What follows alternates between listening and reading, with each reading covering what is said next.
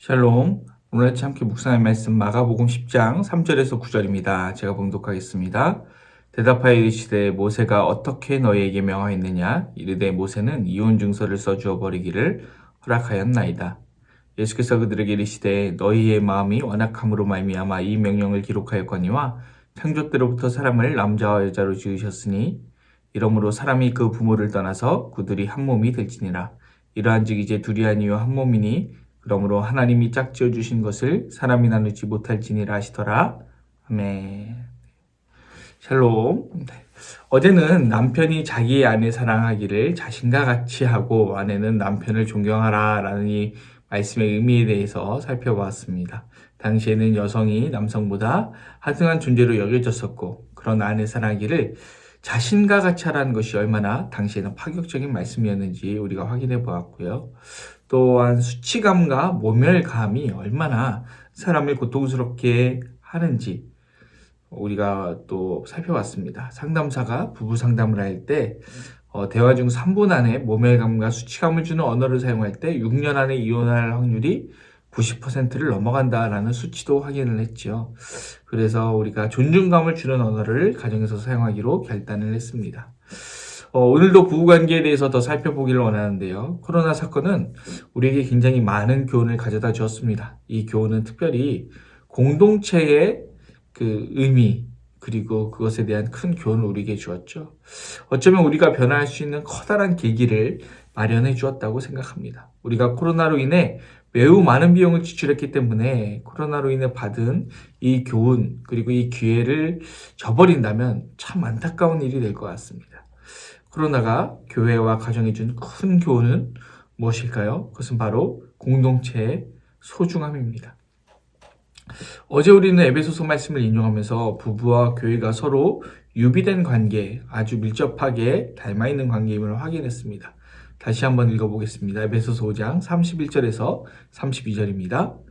그러므로 사람이 부모를 떠나 그의 아내와 합하여 그들이 한 육체가 될지니 이 비밀이 크도다. 나는 그리스도와 교회에 대하여 말하노라. 아멘.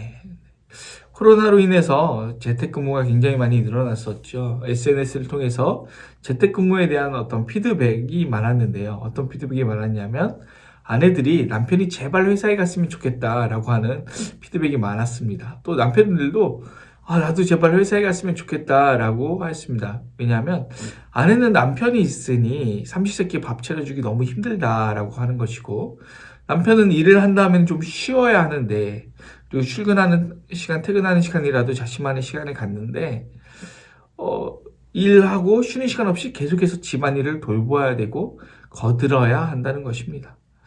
그리고 또 일 마치고는커녕 일 중간중간에도 계속해서 집안일을 도와야 할 때도 있었다는 것이죠. 이것이 물론 새롭게 바뀐 환경이 익숙하지 않아서 생긴 일시적인 문제이고 적응의 차원이라고 생각할 수도 있지만 2년이 넘는 오랜 시간 겪었기 때문에 적응의 차원을 벗어난 문제라고 생각합니다. 이로써 우리는 코로나로 인해 가정 공동체가 얼마나 제 기능을 상실했고 또 서로가 서로를 피곤해하는지 확인한 것 같습니다. 교회도 마찬가지입니다. 교회는 세상보다는 여러 면에서 공동체성이 더 뛰어난 신자들이 있기 때문에 이런 문제들이 덜 나타나야 하는데 실상은 그렇지가 않죠. 사실 교회에 대한 통계 지표 중에서는 세상과 이런 나쁜 어떤 통계, 그래서 범죄율이라든가 이런 측면에서 크게 차이가 나지 않는 모습을 우리가 볼 수 있습니다. 또 그 외에 겪는 범죄율 외에도 여러 가지 지표에서 크게 차이가 나지 않습니다. 이것이 가슴 아픈 일이죠. 교회도 세상과 큰 차이가 없고 똑같은 문제를 겪고 있는 것이죠. 이것은 첫째로 복음의 능력을 상실한 문제이기도 합니다. 하지만 우리가 이 세상과 떨어져 살 수는 없고 이 세상 안에 살고 있음을 또 증명하는 내용이기도 합니다. 이사야 6장 5절 말씀 한번 읽어볼까요? 그때 내가 말하되 화루다 나여 망하게 되었도다. 나는 입술이 부정한 사람이요 나는 입술이 부정한 백성 중에 거주하면서 만군의 여호와이신 왕을 배웠음이로다 하였더라. 아멘. 이사야는 스스로를 입술이 부정한 사람이라고 했습니다. 그런데 그것에 대해서 부연 설명을 하면서 나는 입술이 부정한 백성 가운데 거주하면서 라고 합니다. 이사야는 하나님에 대한 열심이 있었던 사람이 분명하지요. 그런데도 입술이 부정한 백성 가운데 거주하는 입술이 부정한 사람이었습니다. 교회가 복음의 능력을 가지고 세상과는 다른 모습을 보이면 너무나 좋겠지만 대부분의 또 사람들이 그렇게 하지 못하는 것이 현실이죠. 심지어 이사야마저도 그랬던 것입니다. 이 상황에서 우리는 우리 가정과 또 우리 교회가 복음의 능력을 가지고 세상과는 다른 모습으로 살아가기를 또 변화되기를 소망해야 합니다.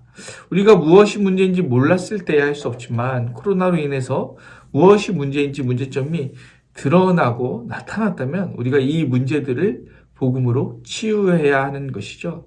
입술이 부정한 이사야를 스라비 제단의 빈 숯으로 정결하게 하듯이 우리가 성령의 능력으로 또 복음의 능력으로 우리의 이러한 부족한 부분들이 치유되고 변화되고 정결해져야 합니다. 코로나로 인해 우리가 알게 된 것은 무엇입니까? 우리 가정에 신앙 문화가 없다는 것이 드러났습니다. 우리가 가정 예배를 드리고 막 가정 예배를 강조한 지 2년이 넘었습니다. 그런데 사실 잘 되고 있지 않는 것입니다. 그런데 사실 잘 되고 있지 않은 상태로 수십 년 살았기 때문에 어떻게 보면 당연한 문제고 이 가정이 생기면서부터 계속 그래왔기 때문에 1, 2년 강조하고 독려한다고 될 문제가 아닐 수도 있습니다. 강력한 의지를 가지고 또 방법을 찾아서 차근차근 우리의 삶을 개조해야 되는 어쩌면 큰 작업이 필요한 그런 문제일 수도 있는 것이죠.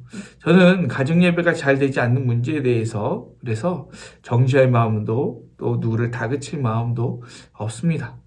그렇게 해서 되는 차원의 문제가 아님을 알기 때문입니다. 코로나로 인해 잠시 강조했었고 이제는 코로나마저도 끝나버렸습니다. 그런데 우리가 어쨌든 이것이 문제인 걸 알았고 그랬는데도 아무것도 하지 않는다면 우리는 이제 다시 예전의 모습으로 돌아가고 그대로 끝나버리겠죠. 그런데 우리가 이 코로나로 인해서 우리에게 이러한 문제가 일어났다는 걸 알았다면 우리가 많은 비용을 치렀기 때문에 우리가 이것을 꼭 바꿨으면 하는 그런 마음이 있는 것입니다.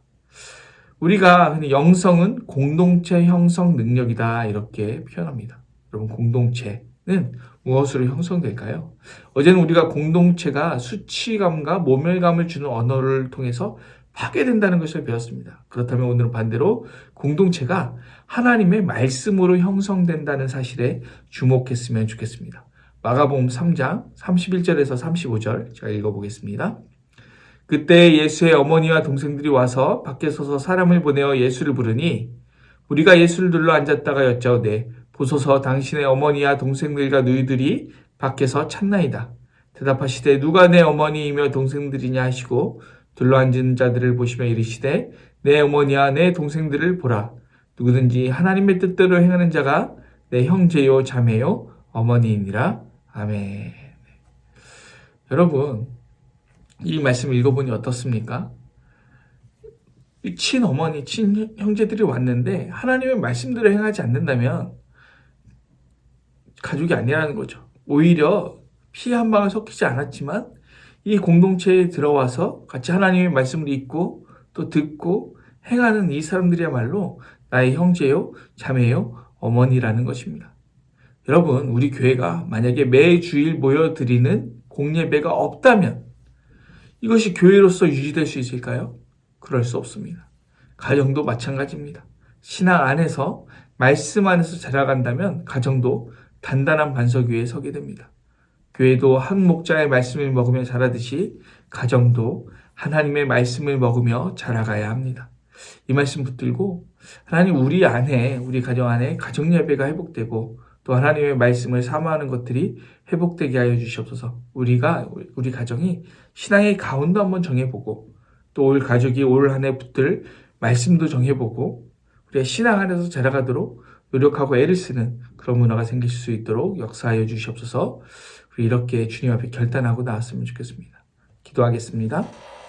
사랑하신 하나님 아버지 그렇습니다. 아버지 하나님 우리 가정 아버지 혈연으로만 맺어지는 것이 다가 아닙니다.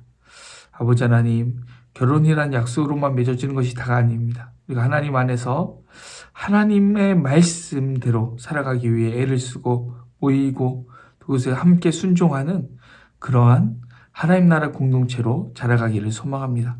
우리 가정이 그런 가정이 될 수 있도록 인도해 주시고 또 코로나를 통해서 더욱더 우리에게 사무치게 알려주셨으니 우리가 가정 예배 꼭 붙들 수 있도록 우리 안에 역사하여 주시옵소서.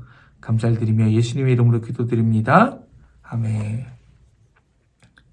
오늘 도고 기도는 구역 모임과 구역 사역자들을 위해서 기도합니다. 구역 모임과 구역 식구들을 위해서 먼저 기도하시고 또 구역 사역자들을 위해서 계속해서 기도했으면 좋겠습니다.